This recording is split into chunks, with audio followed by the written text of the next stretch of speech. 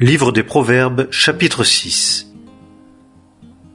Mon fils, si tu t'es porté caution pour ton prochain, si tu as engagé ta main pour un étranger, tu es enlacé dans les paroles de ta bouche, tu es pris dans les paroles de ta bouche. Mon fils, fais donc ceci, et délivre-toi, puisque tu es tombé en la main de ton prochain. Va, humilie-toi et insiste auprès de ton prochain. Ne permets pas à tes yeux de dormir, ni à tes paupières de sommeiller. Dégage-toi comme la gazelle de la main du chasseur, et comme l'oiseau de la main de l'oiseleur. Va vers la fourmi, paresseux, regarde ses voies, et sois sage. Elle, qui n'a ni chef, ni surveillant, ni gouverneur, elle prépare en été son pain, elle amasse pendant la moisson sa nourriture. Jusques à quand, paresseux, resteras-tu couché? Quand te lèveras-tu de ton sommeil? Un peu de sommeil? Un peu d'assoupissement? Un peu croiser les mains pour dormir? Et ta pauvreté viendra comme un voyageur, et ton dénuement comme un homme armé. Celui qui marche, la perversité dans sa bouche, est un homme de Bélial, un homme inique. Il cligne de ses yeux, il parle de ses pieds, il enseigne de ses doigts, il y a des pensées perverses dans son cœur, il machine du mal en tout temps, il sème des querelles. C'est pourquoi sa calamité viendra subitement. Il sera tout à coup brisé et il n'y a pas de remède.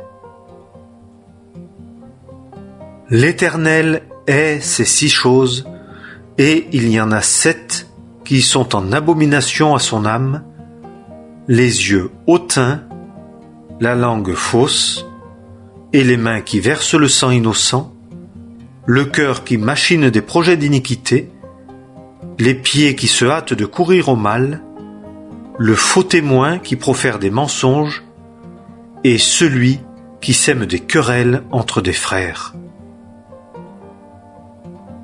Mon fils, garde le commandement de ton père et n'abandonne pas l'enseignement de ta mère. Tiens-les continuellement liés sur ton cœur, attache-les à ton cou. Quand tu marcheras, il te conduira. Quand tu dormiras, il te gardera. Et quand tu te réveilleras, il s'entretiendra avec toi. Car le commandement est une lampe, et l'enseignement une lumière, et les répréhensions de la discipline sont le chemin de la vie pour te garder de la mauvaise femme, des flatteries de la langue d'une étrangère. Ne désire pas sa beauté dans ton cœur, et qu'elle ne te prenne pas par ses paupières, car par la femme prostituée, on en vient jusqu'à un morceau de pain, et la femme d'autrui chasse après l'âme précieuse. Un homme prendra-t-il du feu dans son sein sans que ses vêtements brûlent? Si un homme marche sur des charbons ardents, ses pieds ne seront-ils pas brûlés? Ainsi, celui qui entre vers la femme de son prochain. Quiconque la touchera ne sera point innocent. On ne méprise pas un voleur s'il vole pour satisfaire son âme quand il a faim. Et s'il est trouvé, il rendra le septuple, il donnera tous les biens de sa maison. Celui qui commet adultère avec une femme manque de sens. Celui qui le fait détruit son âme. Il trouvera plaie et mépris, et son opprobre ne sera pas effacé. Car dans l'homme la jalousie est une fureur, et il n'épargnera pas au jour de la vengeance.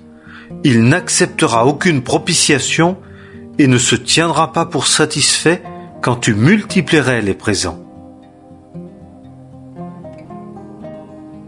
Livre des Proverbes, chapitre 7. Mon fils, garde mes paroles et cache par-devers toi mes commandements.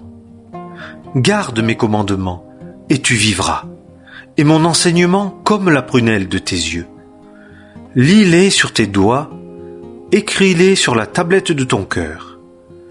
Dis à la sagesse, tu es ma sœur, et appelle l'intelligence ton amie. Pour te garder de la femme étrangère, de la foraine qui use de paroles flatteuses. Car, à la fenêtre de ma maison, je regardais à travers mon treillis, et je vis parmi les simples, j'aperçus parmi les jeunes gens un jeune homme dépourvu de sens qui passait dans la rue, près du coin où demeurait cette femme, et il prit le chemin de sa maison, au crépuscule, au soir du jour, au sein de la nuit et de l'obscurité.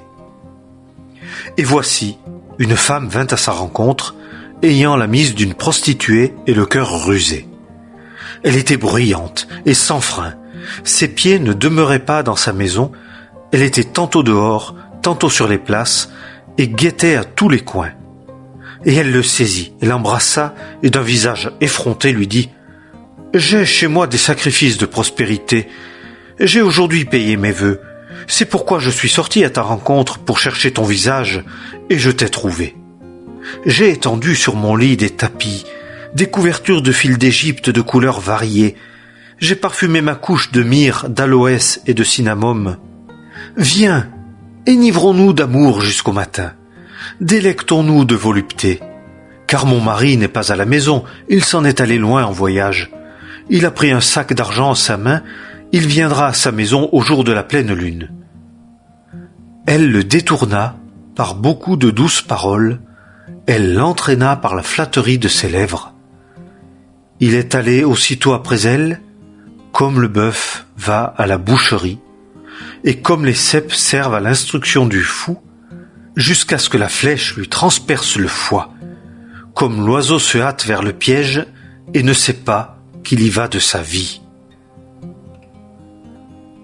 Maintenant donc, fils, écoutez-moi, et soyez attentifs aux paroles de ma bouche. Que ton cœur ne se détourne pas vers ses voies, et ne t'égare pas dans ses sentiers, car elle a fait tomber beaucoup de blessés, et ceux qu'elle a tués sont très nombreux. Ce sont les voies du Sheol que sa maison.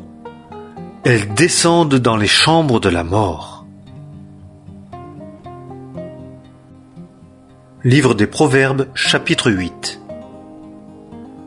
La sagesse ne crie-t-elle pas, et l'intelligence ne fait-elle pas retentir sa voix? Au sommet des hauteurs, sur le chemin, au carrefour, elle se tient debout.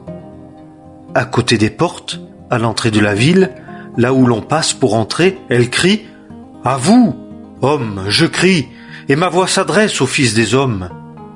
Vous, simples, comprenez la prudence, et vous, sots, comprenez ce qu'est le sens.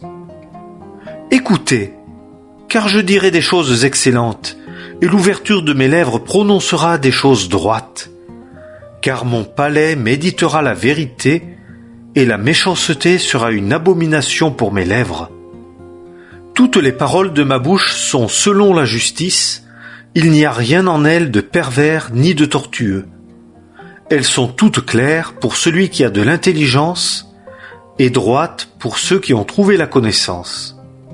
Recevez mon instruction, et non pas de l'argent, et la connaissance plutôt que leur fin choisie. Car la sagesse est meilleure que les rubis, et rien de ce qui fait nos délices ne l'égale. Moi, la sagesse, je demeure avec la prudence, et je trouve la connaissance qui vient de la réflexion. La crainte de l'Éternel, c'est de haïr le mal. Je hais l'orgueil, et la hauteur, et la voix d'iniquité, et la bouche perverse. À moi le conseil et le savoir-faire. Je suis l'intelligence, à moi la force. Par moi les rois règnent, et les princes statuent la justice. Par moi les chefs dominent, et les nobles, tous les juges de la terre. J'aime ceux qui m'aiment, et ceux qui me recherchent me trouveront. Avec moi sont les richesses et les honneurs, les biens éclatants et la justice. Mon fruit est meilleur que leur fin, même que l'or pur, et mon revenu meilleur que l'argent choisi. Je marche dans le chemin de la justice, au milieu des sentiers de juste jugement, pour faire hériter les biens réels à ceux qui m'aiment et pour remplir leurs trésors. L'Éternel m'a possédé au commencement de sa voie, avant ses œuvres d'ancienneté. Dès l'éternité je fus établi, dès le commencement, dès avant les origines de la terre. Quand il n'y avait pas d'abîme, j'ai été enfanté, quand il n'y avait pas de source pleine d'eau. Avant que les montagnes fussent établies sur leur base, avant les collines, j'ai été enfanté, lorsqu'il n'avait pas encore fait la terre et les campagnes, et le commencement de la poussière du monde. Quand il disposait les cieux, j'étais là. Quand il ordonnait le cercle qui circonscrit la face de l'abîme, quand il établissait les nuées en haut, quand il affermissait les sources des abîmes, quand il imposait son décret à la mer, afin que les eaux n'outrepassassent point son commandement, quand il décrétait les fondements de la terre, j'étais alors à côté de lui, son nourrisson. J'étais ses délices tous les jours, toujours en joie devant lui, me réjouissant en la partie habitable de sa terre, et mes délices étaient dans les fils des hommes. Maintenant donc, fils, écoutez-moi. Bienheureux ceux qui gardent mes voies. Écoutez l'instruction, et soyez sages, et ne la rejetez point. Bienheureux l'homme qui m'écoute, veillant à mes portes tous les jours, gardant les poteaux de mes entrées. Car celui qui m'a trouvé a trouvé la vie et acquiert faveur de la part de l'Éternel. Mais celui qui pêche contre moi fait tort à son âme. Tous ceux qui me haïssent aiment la mort.